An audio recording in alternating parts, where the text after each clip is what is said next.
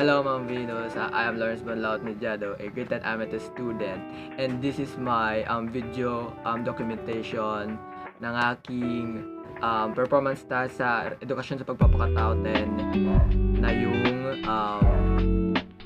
paggawa ng malikaing disenyo sa mga kawikaan. So, bago tayo mag-proceed, ipapakita ko muna po sa inyo yung mga gagamitin kong materials sa paggawa nitong project na ito. So, let's start. Ang unang material na nasa kamay ko dito is itong pencil, sunod itong ball pen, marker, permanent marker of course for details, for securing the details. Tapos, also we have eraser, as usual, rulers, scissors, then this colored paper for the mosaic. This recycle po pala. This recycle. Nakita ko lang po ito dati sa bag ko. Then ito po glue and additional crayons. So let's start for this sketch.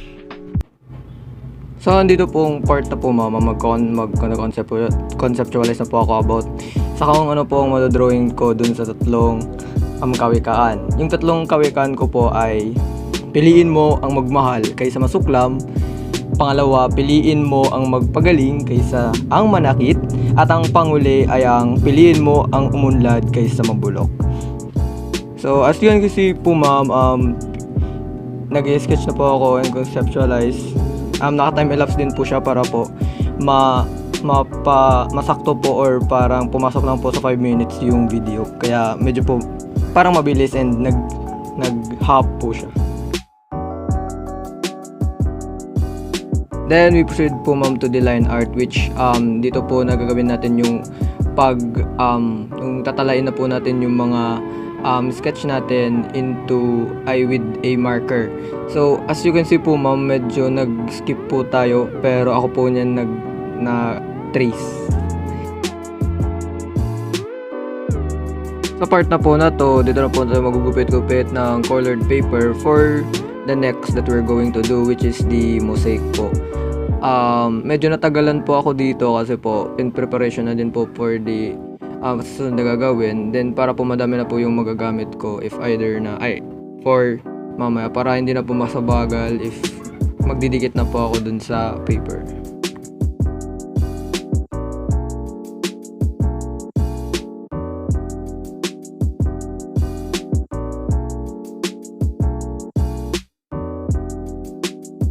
Ito naman po sa part na to, dito na po yung magdidikit po tayo. Didikit na po natin yung mga ginupit po natin mga colored paper using glue po.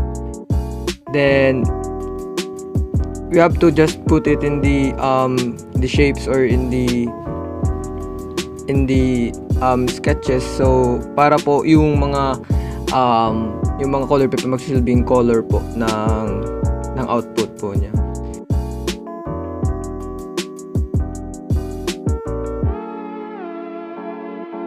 Dito po sa part na to, naipag-isipan ko po na why not na ipaintan ko po yung background ng each kawikaan art para po mas maganda po siyang tignan.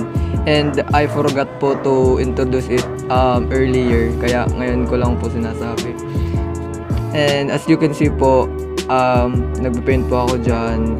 I also natagalan po ako dito sa part na to kasi po kailangan po talaga magpa-dry ng paint, kaya po it needs patience po.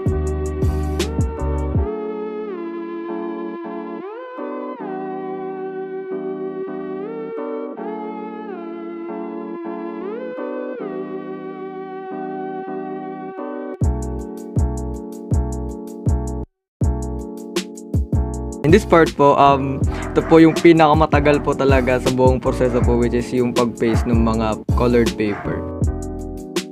A few moments later, or should we say, makalipas ang halos 2 oras ng pagdidikit ng mga ginupit-gupit ng mga papel.